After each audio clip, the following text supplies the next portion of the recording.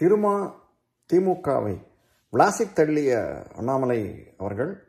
அனைவருக்கும் வணக்கம். சமீபத்தில் வீடியோலாம் பார்த்துருப்பீங்க. திருமாவளவன் வந்து காரில் போயிட்டு இருந்தார். அவர் வந்து பைக்கை இடிச்சிட்டாரு. அவரை போட்டு செம்மையாக அடியும் அடிச்சிருக்காங்க.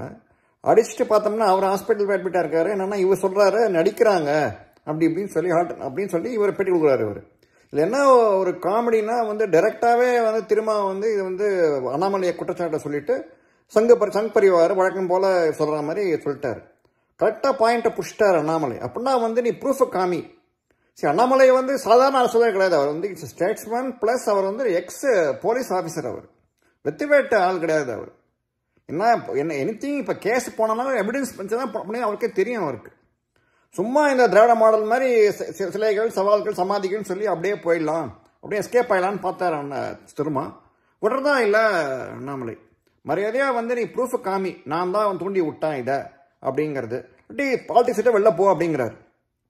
டெஃபினட்டாக செம்மையாக மாட்டினார் திருமான்னு சொல்லலாம் அண்ணாமலை கிட்ட. அவர் ஏன்னா இது மாதிரிலாம் வந்து சும்மா பேசிக்கிட்டே இருந்துக்கிட்டு ஒரு இதுவே இல்லாமல் பேசின்றது இவங்களை வந்து டெஃபினட் டிஎம்கே முட்டை கொடுத்துக்கிட்டு இருக்கிறது. எவ்வளோ பிரச்சனைகள்லாம் போயிட்டு இருக்கு. வெங்க வேலை பிரச்சனை தீரலை, இன்னும் நிறைய கள்ள சவாரி நடந்தது. அதை பற்றிலாம் குரல் கொடுக்காம சும்மா தேவையில்லாமல் ஒருத்தர் போய் அடிச்சுட்டு டிஃபெண்ட் பண்ணுற மாதிரி பண்ணிட்டு இருக்கிறதெல்லாம் வந்து டெஃபினட்டாக அண்ணாமலை வந்து வில் நாட் டாலரேட். அதான் கரெக்டாக வந்து இவர்கிட்ட பல்பு வாங்கிட்டாருன்னு தோணுது. செமையாக போட்டு தாக்கியிருக்காரு அண்ணாமலை. டெஃபினட்டாக திரும்ப வந்து இதில் வந்து பதில் சொல்லி தான் ஆகணும். எஸ்கேப் ஆக முடியாது ஈஸியாக. என்ன பார்த்தீங்கன்னா டிஆர் பாலு கேஸ் போட்டார் இவர் மேலே. பார்த்தா செம்மையாக வந்து வாங்கி கட்டிக்கிட்டு இருக்காரு டிஆர் பாலு அண்ணாமலை கிட்ட. ஸோ அது அண்ணாமலை கிட்டலாம் போய் சும்மா வாயை கொடுத்துட்டு மாட்டிக்கிட்டு வெளில வர முடியாது. தேவையில்லாமல் பேசி ஏதாவது பேசிடலாம், எஸ்கேப் ஆனாங்கிறது நடக்காது வந்து அண்ணாமலை கிட்ட. அதே மாதிரி டிஎம்கே பார்த்தா பொம்மை அமைச்சா சொல்லிருக்காரு. சீஃப் மினிஸ்டர் அந்த பொம்மை முதல்வர் சொல்கிறாரு அண்ணாமலை. ஒன்றுமே செயல்பாடே கிடையாது. சும்மா லாஸ்ட் மினிட்ல எல்லாத்தையும் பண்ணுறது, சும்மா ஃபோட்டோஷாப் பண்ணுறாரு. க்ளீனாக வந்து அவர் எல்லாத்தையும் போட்டு தாக்குறாரு வந்து முதல்வர். இந்த கரூர் சம்பவத்தை பார்த்தீங்கன்னா டிஎம்கே சொந்த கண்ணு வந்து பதிஞ்சிருக்கு. சரி, அவங்க பண்ணாமே இருக்கட்டுமே, பட் இருந்தாலும் வந்து இவங்க ஃபாஸ்ட்டாக கொடுத்த ஆக்ஷன் எல்லாம் பார்க்கும்போது மக்கள் சந்தேகம் தான் வருது அவங்க மேலே.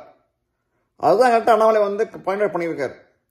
நீங்கள் வந்து தேவையில்லாமல் நீங்கள் போய் இப்போ ஆக்ஷன் ஓவராக வந்து ரியாக்ஷன் கொடுத்து போஸ்ட்மார்ட்டம் இதெல்லாம் பண்ணுறது வந்து டெஃபினட் டவுட் வருது. இல்லை வர காமெடினா வந்து இவர் சொல்கிறாரு, இவர் நம்ம டிஎம்கே சேர்ந்த ஒரு ஆளை சொல்கிறாரு, இவங்க டிவிக்கே வந்து பிணை அரசியல் பண்ணுறாங்க. என்ன பண்ணாங்க? ஒன்றும் பண்ணல. அட்லீஸ்ட் இவங்க பண்ணியிருப்பாங்க, டிஎம்கேல தான் பண்ணியிருப்பாங்க டெஃபினட்டாக. 40 பேரையும் சேர்ந்து ஊர்வலம் போய் அப்புறம் ஊர்வலம் போய் பெருசாக அஷ்டி கலெக்ஷன்லாம் பண்ணியிருப்பாங்க இவங்க டெஃபினட்டாக. அவங்க பண்ணல. வெறும்னா அங்கே செத்து போனவங்க ஃபோட்டோ தான் அவங்க கட்சி அலுவலகத்தில் வச்சு இது பண்ணியிருந்தாங்க, மாலை தூக்கியிருக்காங்க. அதுக்கே வந்து பிணை அரசியல் பண்ணுறாங்கன்னு டிஎம்கே அலறாங்க. சரி, இதில் என்னென்னா வந்து இவங்க எதிர்ப்பு தெரிவித்தது வந்து ப்ளஸ் கோர்ட்டோட கண்டமினேஷன், தேவையில்லாத கோர்ட்டோட கண்டமினேஷன் எல்லாம் வந்து ப்ரொபகேட் பண்ணதான் வந்து டெஃபினட்டாக வந்து டிஎம்கே வந்து பல்பு வாங்கிடுச்சு. அதுதான் கரெக்டாக வந்து அண்ணாமலை பாயிண்ட் அவுட் பண்ணியிருக்காரு. ஒருவர் சிபிஐ என்கொயரி வேணும்னு சொன்னது அவர் தான். கரெக்டாக அவருக்குமே வந்து ஒரு வெற்றி தான் இது. சிபிஐ என்கொயரி விஷயத்தில் வந்து டெஃபினட்டாக வந்து எல்லாருக்குமே வந்து ஒரு வெற்றி தான். ப்ளஸ் மோரோவர் வந்து கோர்ட் அப்பாயிண்டட் அண்டர் சிபிஐ விஷயம் சொல்லிட்டாங்க. டிஎம்கே சொல்லிக்கலாம் அது மாதிரி தாங்க வந்து ஒன்றும் பாதிப்பு இல்லை அப்படின்னு சொல்லிட்டு. பட் பதறதெல்லாம் பார்க்கும்போது நமக்கு வந்து அதான் தோணுது, நம்ம குற்றம் தான் வந்துருமோ அப்படின்னு சொல்லிட்டுன்னு. சரி, இதில் என்னென்னா வந்து திமுக தன்னை பொறுப்பே தட்டி கழிக்க முடியாது அப்படின்னா, முன்ன வந்து மெட்ராஸில் வந்து மீன்பாடி வண்டிங்கெல்லாம் போயிட்டு இருந்தது. அப்போ என்ன ஆச்சுன்னா வந்து அவங்க வந்து லைசன்ஸே கிடையாது அவங்களுக்குலாம். சும்மா வந்து பயங்கர ஸ்பீடில் போவாங்க, பெட்ரோல் இன்ஜின் மாத்திரம் மாட்டிக்கிட்டு பயங்கர ஸ்பீடில் போவாங்க சிட்டிக்குள்ளே. டிராஃபிக் ஜாம்லாம் ஆகும், ஆக்சிடென்ட்லாம் ஆகிட்டு இருந்தது. No licence, nothing. இப்போ நீங்கள் நாமளே இங்கே வந்து ஒரு ஸ்கூட்டரே உடனே ஒரு லைசன்ஸ் வேணும் நமக்கு இந்தியாவில். எந்த ஊரில் இருந்தாலும் சரி, ஒன்றுமே கிடையாது. இவங்க சும்மா ஓட்டிகிட்டு இருந்தாங்க. இப்போ நம்ம டிராஃபிக் லைன்ஸ் தான் வந்து கேஸ் போட்டு இந்த ஸ்டாப் பண்ணார் அவர். ஏன்னா ஆபத்து அது.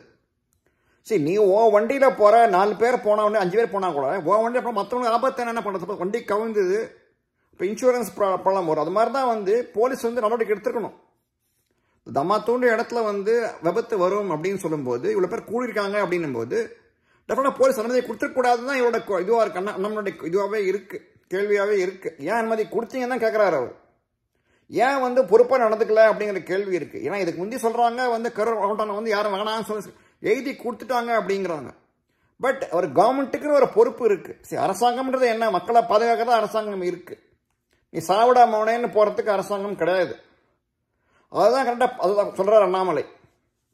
ஸோ டெஃபினட்டாக வந்து செம்மையாக போட்டு தாக்கியிருக்காரு ஸ்டாலினையும் சரி திருமாவையும் சரி.